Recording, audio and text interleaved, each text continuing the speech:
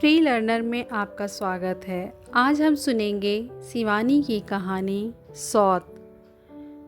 मुझे जब उस बार एक मीटिंग में भाग लेने बम्बई जाना पड़ा तब मेरे सम्मुख मुख्य समस्या आई थी आवास की। कहाँ रहूँगी वहाँ। तभी अचानक याद आया कि नीरा भी तो वहीं रहती थी। नीरा मेरे दूर संपर्क की चचेरी ननद थी। पहले उसे यूं अचानक अपने आगमन की सूचना देने में संकोच भी हुआ था। जनसंकुल बम्बई का जीवन कितना कठिन है एवं वहाँ के संकुचित सीमित आवास से में आतिथ्य निभाने में मेजबान के प्राण कैसे कंठगत हो जाते हैं, यह सब जानकर भी मुझे नीरा को लिखना ही पड़ा था, क्योंकि किसी होटल में रहने का साहस अंत तक मैं संजो नहीं पाई। नीरा का फ्लैट छोटा होने पर भी बड़ा सुंदर था। 32 फ्लैटों के गुलदस्ते रात को दूर से देखने पर किसी बंदरगाह पर खड़े सुंदर जहाज़ों से ही लगते थे। नीरा को बम्बई का जीवन बहुत पसंद था। 3 वर्षों के बम्बई प्रवास ने उसका कायाकल्प कर दिया था। वैसे भी वह पिथौरागढ़ के उस अनजाने ग्राम से आई थी जहां उसकी विवाह तक कुमाऊं मोटर यूनियन की बस भी नहीं पहुंच पाई थी। उन दिनों मोटर रोड का निर्माण कार्य चल ही रहा था। मुझे आज भी याद है, लगन का समय बीता जा रहा था और उसकी बारात नहीं पहुंची थी। बड़ी देर बाद उसकी बारात के थके मांदे बाराती बिना किसी बैंड बाजे के ऐसे चले आए थे जैसे कोई मातमी जुलूस हो। पहाड़ी लद्दू घोड़े में बैठा उसका सजीला दूल्हा भी वर्षा की बौछार में भीग भाग एकदम ही अनाकर्षक लग रहा था। उधर नीरा आकर्षक न होने पर भी कामदार लहंगे दुपट्टे में बड़ी प्यारी लग रही थी। नए गहने, कपड़े और नवीन जीवन साथी का उल्लास उसके गदबदे गोल मटोल चेहरे पर लज्जा का अंगराग बिखेर उसकी उजली हंसी को और भी उजली बना गया था। किंतु आज की नीरा की न तो वेशभूषा में न वाणी में वह पहाड़ी ढीलम ढाल लटका था, न आतिथ्य में। उसके मुंह से मैंने बोला, तुमको होना क्या? आदि विदेशी प्रदेशी उच्चारण सुन मैंने उसे टोका भी था। यह कैसे बोलने लगी हो नीरा? क्या हो गया है तुम्हारी हिंदी को? क्या करूं भाभी, मेरी पड़ोसिन हैदराबाद की है ना, इसी से बोली में उसकी छाप लग गई है। आज तुमसे मिलवाऊंगी, बहुत ही प्यारी लड़की है। नीरा की प्रतिवेशनी राज्यम बम्बई के एक प्रसिद्ध होटल में रिसेप्शनिस्ट थी। उसके पति मद्रास में ही किसी दवाओं की विदेशी फॉर्म में काम करते थे। दोनों का वेतन खासा अच्छा था। उस पर उनकी एकमात्र पुत्री ननिहाल में पल रही थी। राज्यम स्वयं ऊटी के कॉन्वेंट से पढ़ी थी। इसी से अंग्रेजी का उच्चारण, उठने बैठने का सलीका सब कुछ खाँटी मेम साहबी था। वेशभूषा में भारतीय संस्कृति का लौलेस भी नहीं था। टखनियों तक झूल रही मैक्सी किसी समृद्ध थिएटर के रेशमी पर्दे की भांति बीचों बीच उन्मुक्त औदार्य से खुली परतों को समेट लेती, किंतु उस कौशल में भी उसकी सधी पूर्वाभ्यास से की गई उदासीनता मैंने कनखियों से ही पकड़ ली थी।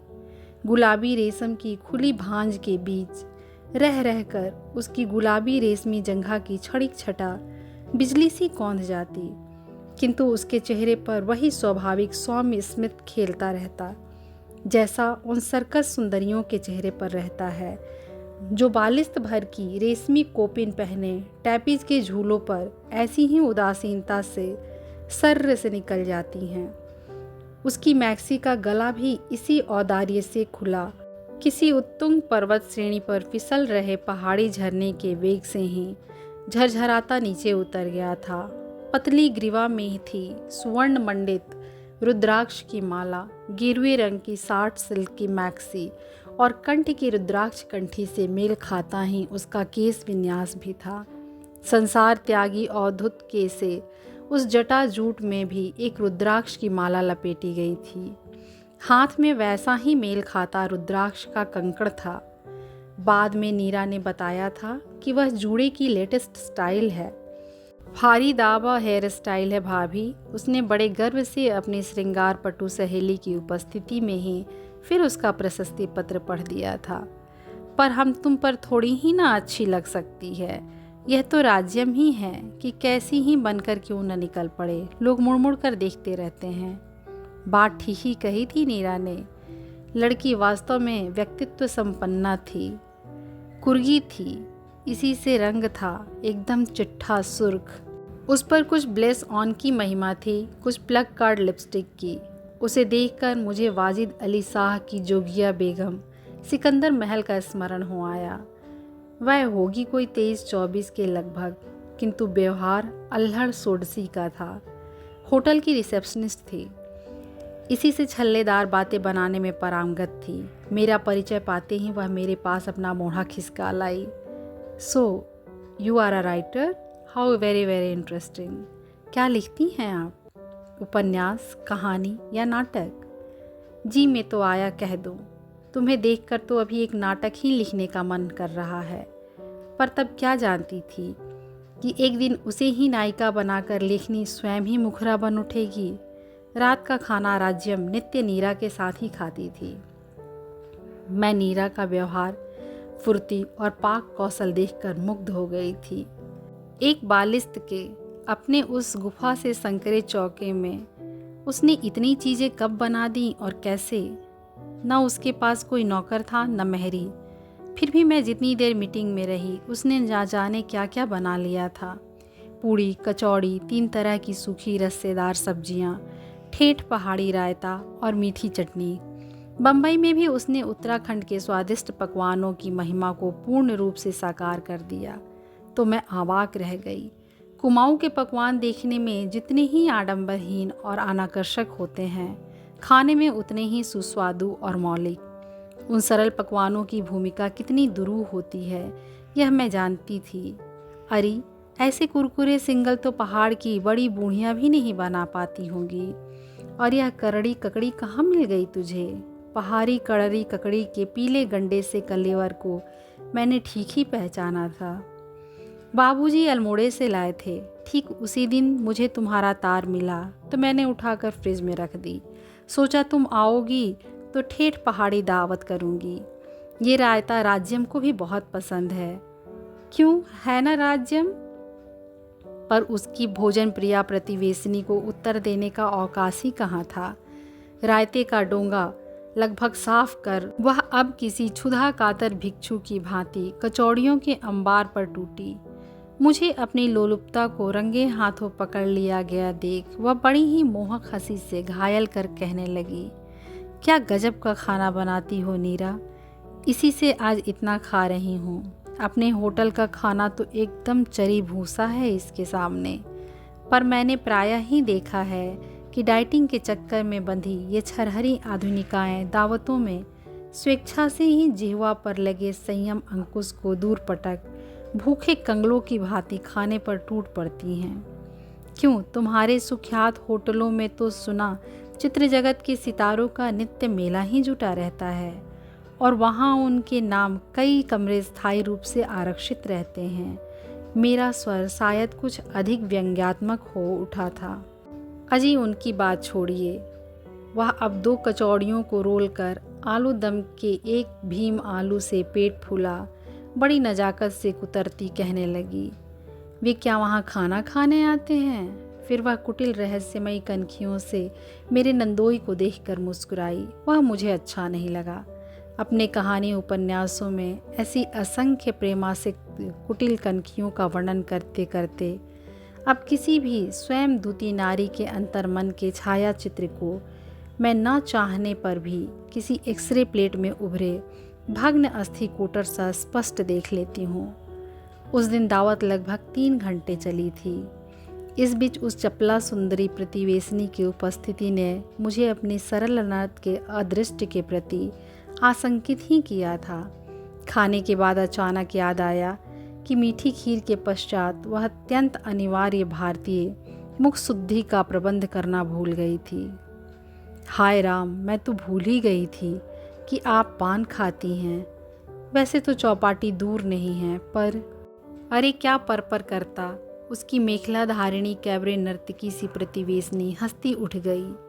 हम अभी लाएगा, चलो तो महेश, निकालो अपना स्कूटर। मैं स्तब्ध रह गई। इतनी रात को क्या यह लड़की अपनी इस अधकुली मैक्सी में महेश के कमर में हाथ डाल मेरे लिए पान लेने जाएगी? नहीं नहीं, मुझे पान की कोई ऐसी आदत नहीं है, मैंने कहा। पर मेरी भोली ननद के चेहरे पर अपनी सखी के प्रति कृतज्ञता की सहस्र किरणें फूट रही थीं। प्लीज़ राज्यम, पूरा भर लेती आना, फ्रिज में रख दूंगी।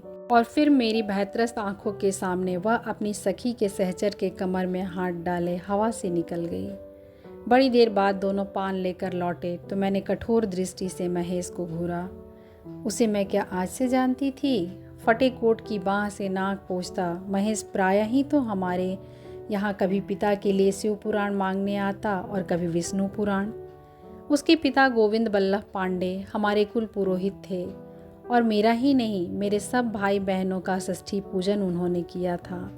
मैं देख रही थी कि महेश मेरी आंखों से आंखें नहीं मिला पा रहा है। जब नीरा की प्रतिवेशनी विदा हुई तब वह मेरा बिस्तर लगाने मेरे कमरे में आई। भाभी, कैसी लगी मेरी सहेली? है ना गजब की लड़की? इसके होटल में कोई भी वीआईपी अतिथि आए, इसकी ड्यूटी ना हो तब भी इसे ही बुलाया जाता है। मैं समझ सकती हूँ, तुम्हारी सखी के व्यक्तित्व की सृष्टि ही विधाता ने पुरुषों का आतिथ्य निभाने के लिए की है, मैंने कहा। पर भोली नीरा ने मेरे उत्तर के व्यंग को एक कान से सुन दूसरे से निकाल दिया। वह फिर उसी उत्साह से कहने लगी, है तो मद्रासी, पर रंग हम तुमसे भी गोरा है। उस पर कपड़े पहनने में तो इसका जवाब नहीं। भाभी, चाहे कुछ भी न पहने तब भी हीरे सी दमकती है, वह तो देख ही लिया।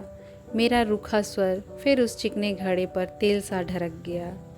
अच्छी लगी न तुम्हें? नहीं, ना चाहने पर भी मेरे हृदय की बात होठों पर फिसल गई। क्यों? चादर की सिलवटें ठीक करते उसके दोनों हाथ रुक गए। इसलिए कि मुझे स्कूल कॉलेज न जाने वाले लड़के और ससुराल न जाने वाली लड़कियां जरा भी अच्छी नहीं लगती, मैंने हंसकर कहा। तो क्या हो गया? उसके पति तो यहाँ आते रहते हैं, फिर बेचारे करे भी तो क्या? सास बेहद तेज है। मैं 3 दिन तक नीरा की अतिथि बनी रही और उन दिनों की संक्षिप्त अवधि में ही उसकी उस चतुरा प्रतिवेशनी का व्यवहार मुझे स्तब्ध कर गया। नित्य प्रायः वह महेश के ऑफिस जाने तक नीरा के यहाँ ही डटी रहती। मैं अपने कमरे से ही देखती वह महेश के कमरे में बैठी खिलखिला रही है और मेरी मूर्खा ननद चौके में भाड़ झोंक रही है। चाय नाश्ता वहीं से लेकर वह होटल जाती और 5 बजे लौटती। फिर अपना ताला खोलने से पहले वह नीरा की ही घंटी बजाती। रात को भी उसका खाना नीरा के यहाँ ही रहता। बड़ी रात तक ताश चलता। गिलासों की खनक से ही मैं जान जाती कि ताशों के जोर जोर से पटके जाने और असंस्कारी कह कहो के पीछे किसी गहरे जलपान का बहुत बड़ा योगदान है। स्कूटर की घर्र घर्र सुन मैंने खिड़की से झांका था। महाराज पृथ्वीराज की मुद्रा में महेश पीठ पीछे लिपटी संयुक्ता को लेकर शायद मेरे लिए ही पान लेने जा रहा था। जी मैं आया उसी क्षण अपनी उस संसारिक बुद्धिहीना ननद को कमरे में बुलाकर झापड़ कस दूं। पर 3 दिन के लिए जिसने ही ननद के गृह में अतिथि बनकर आई थी, उसके निर्मल चित्त में संदेह का व्यर्थ बीजारोपण कर मुझे मिलता भी क्या? हो सकता है वह संदेह मेरी आवश्यकता से अधिक संसारग्रस्त देहाती चित्त की कल्पना मात्र हो। क्या पता आधुनिक प्रतिव्रता की मान्यताएं अब हमारी मान्यताओं से भिन्न हो।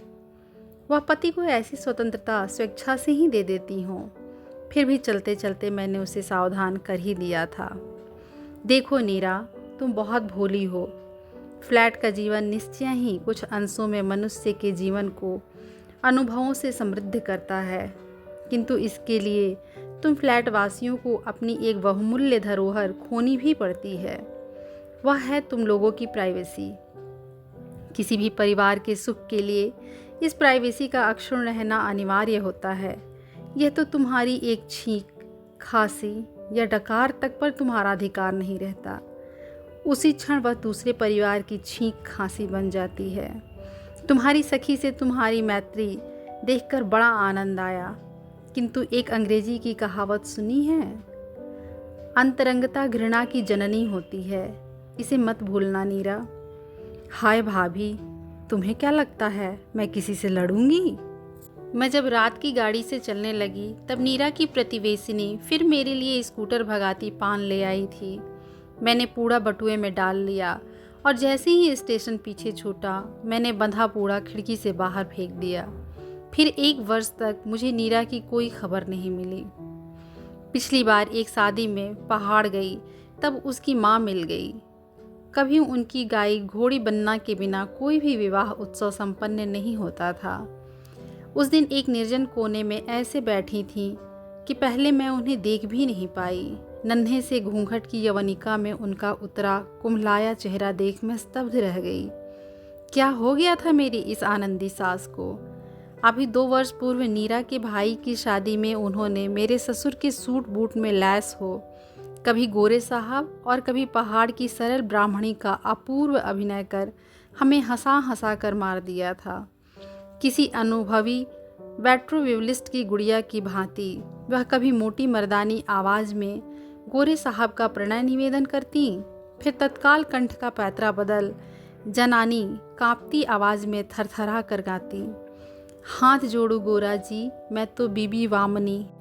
मैंने उन्हें देखते ही हंसकर ढोलक उनकी ओर लुढ़का दी। लो चाची, ये क्या मुंह लटकाए बैठी हो जाए एक कड़कती सी घोड़ी। दुर्बल हाथों से ढोलक को मेरी ही ओर वापसी ढलान में लुढ़का उन्होंने अपनी डबडबाई आंखें फेर लीं। मेरी देवरानी ने मुझे चिकोटी काटी। क्या कर रही हो दीदी? आज पहली बार तो औरतों में आकर बैठी हैं, नहीं तो अम्मा जी ने तो पलंग ही पकड़ ली थी। क्यों? मैंने फुसफुसा कर पूछा। सुना नहीं तुमने? अभागा महेश नाक कटाकर अपनी पड़ोसिन के साथ नौकरी छोड़ छाड़ मद्रास भाग गया है। नीरा का तार पाकर बाबूजी उसे यहाँ लिवा लाए, पर लाने से क्या होता है, दिन रात कमरे में गुमसुम पड़ी रहती है। कई डॉक्टरों को दिखा चुके हैं, कहते हैं दिमाग का मर्ज है। किसी दिमाग के डॉक्टर को दिखाइए, हृदय पर कोई भारी आघात लगा है। इससे बड़ा आघात किसी भी नारी को और लग भी क्या सकता था। मैं उस आनंद उत्सव के बीच सिर लटकाए बैठी चाची के उस वेदना विधुर चेहरे की ओर दूसरी बार आंख उठाकर नहीं देख पाई। चलने लगी तो देवरानी चांदी की तस्तरी में पान ले आई। लो भाभी, मैं तो भूल ही गई थी कि तुम पान खाती हो। ठीक 1 वर्ष पहले यही शब्द नीरा ने भी कहे थे। नहीं, मैं अब पान नहीं खाती, कह मैंने तस्तरी खिसका दी और उठ गई। वैसे तो नीरा की सौत मेरे लिए पान लेने ना जाती, तब भी होनी होकर ही रहती, पर मुझे बार बार यही लगता है कि वह पृथ्वीराज संयुक्ता की जोड़ी यदि आधी आधी रात को मेरे लिए पान लेने ना जाती तो शायद नीरा का उतना बड़ा सर्वनाश भी नहीं होता।